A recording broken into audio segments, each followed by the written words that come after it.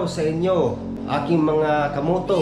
Kumusta na kayo? Ngayong araw ay meron kaming pupuntahan na isang tourist destination na tinatawag nilang mountain top doon sa bayan ng Matanao. Ako pala ay inimbitahan ng aking kaibigan na magpasyal doon.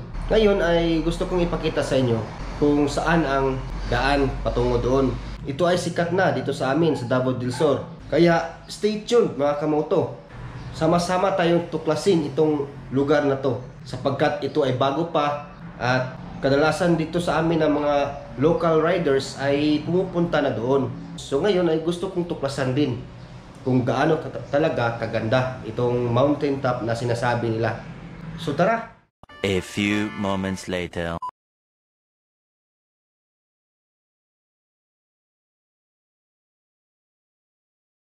All right.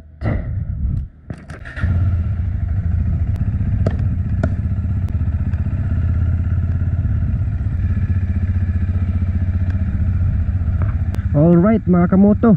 At ready na tayo. So nandito na pala yung kaibigan natin na nag-invite sa akin. Good morning. Kumusta? Morning. So ito yon si Kois Ryan ng kanyang YouTube. Alright mga idol, mga kamoto, ngayon ay lalakad na kami. Kasama natin si Kois Ryan. You can also check his channel. Meron din siya mga uploaded na videos doon. So makita nyo rin ako doon. So tara guys. Excited na ako makarating doon sa mountain top sa bayan ng Matanao dito sa Davao del Sur. Tara.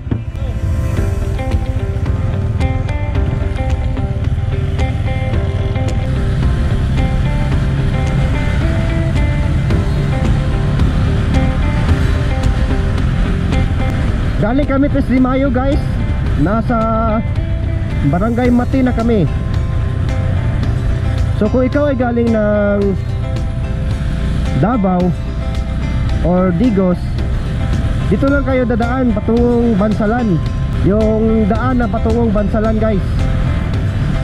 Medyo malakas ang hangin ngayon. Hindi ko alam kung naririnig nyo ang aking boses, pero for sure ay gumagana itong experiment natin na external mic. Napakaganda ng weather at maginaw ang hangin. So ito yung aming Coliseum. Makikita kayo Coliseum. So straight lang kayo. Ito yung provincial capital.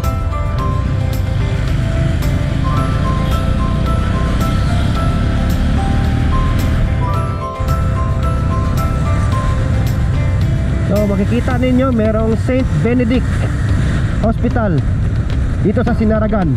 So malapit na tayong humantong doon sa crossing na patungong Matanao.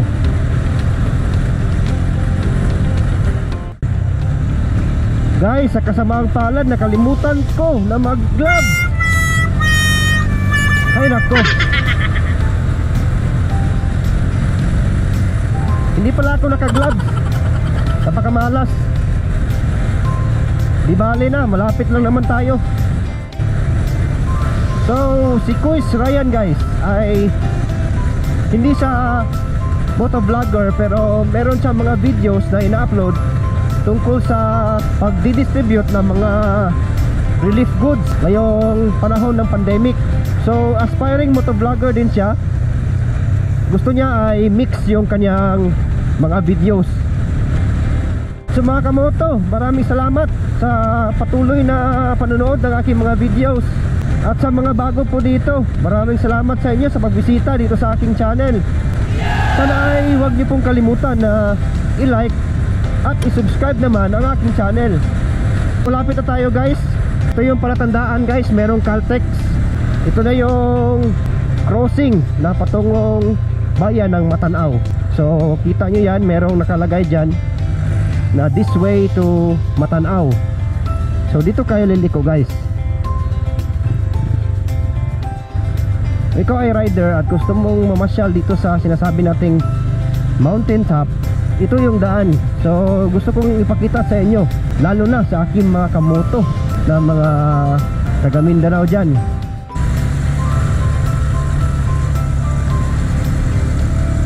Shout out sa inyo mga kamoto.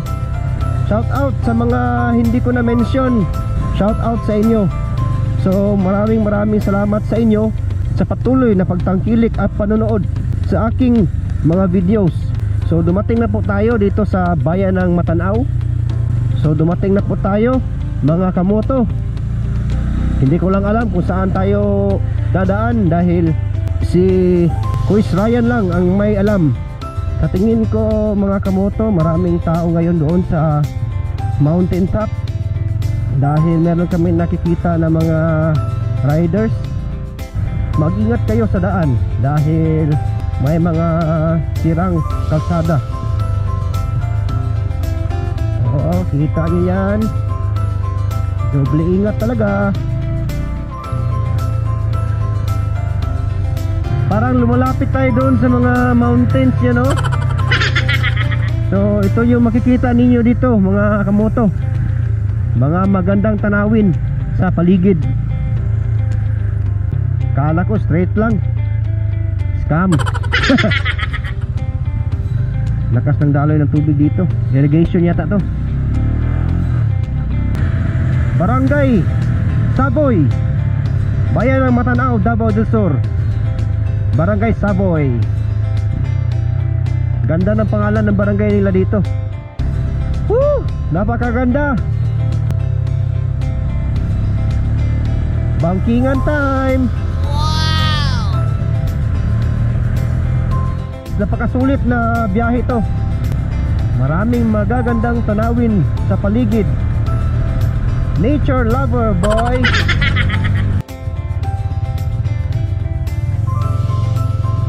So merong simbahan ng Iglesia de Cristo dito.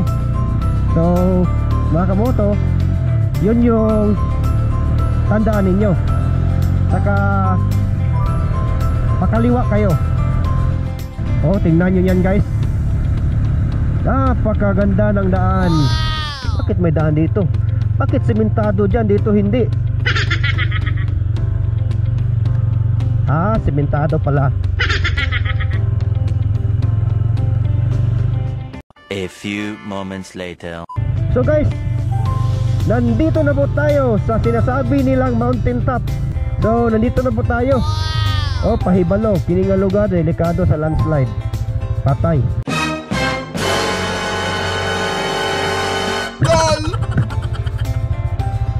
Wag lang sana.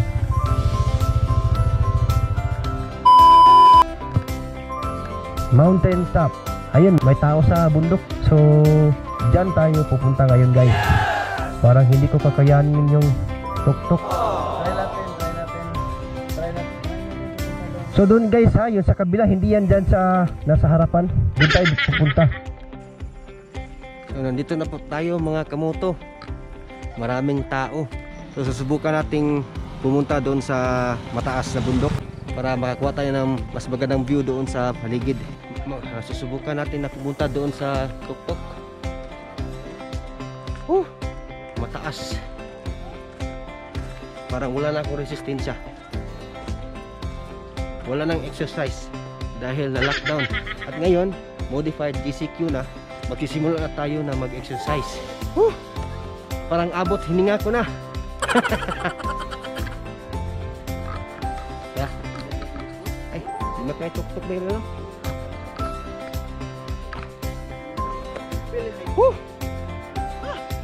Wala akong mataas na monopod. Ginamit ng kaibigan ko na si Ryan. Parang inabutan tayo ng matanghari. Ang init. Ito pala yung sinabi nilang mountain top. Walang exercise. Para sa aking asawa, itong video na to, shout out sa iyo. Hindi tayo magkasama ngayon pero alam ko na nakarating ka na dito. So susubukan natin akyatin itong pinakamataas guys para mas overview tayo. Yun.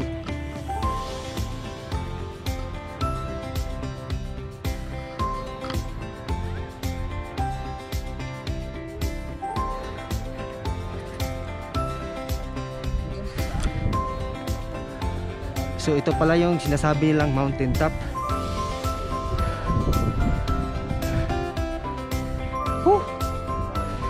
Abot tininga ko dito guys. Napakataas.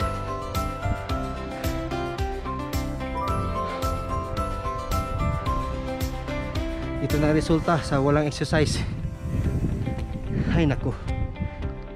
A few moments later.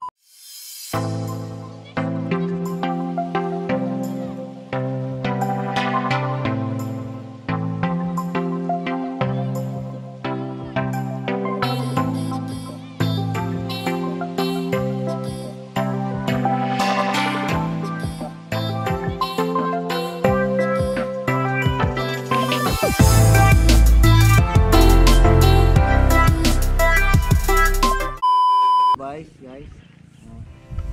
So alright guys, pauwi na po kami. Maraming salamat. I hope nag-enjoy kayo sa video na to. So medyo mataas-taas lang itong bundok dito. Talagang mag-i-exercise kayo. Kayo na ay nagra-ride tapos nag-hike pa kayo. Mag-i-enjoy talaga kayo dito guys. Advice ko lang sa inyo na huwag kayong magsuot ng masisikip nga pantalon dahil kung gusto nyong pumunta doon sa ibabaw ay mag-hike kayo. Medyo stiff yung bundok at challenging. Snacks muna tayo.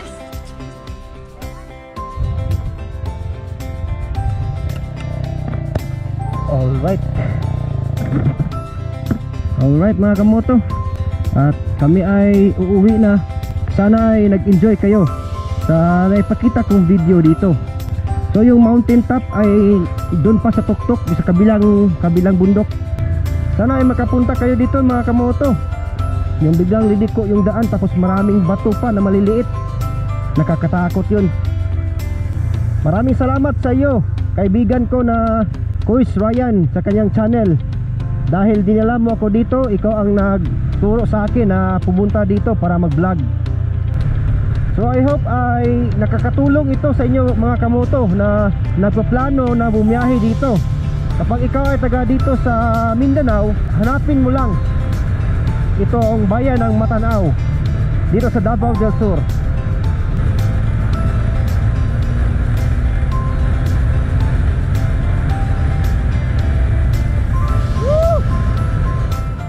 Maraming salamat po sa inyo mga kamoto, sa aking mga subscribers.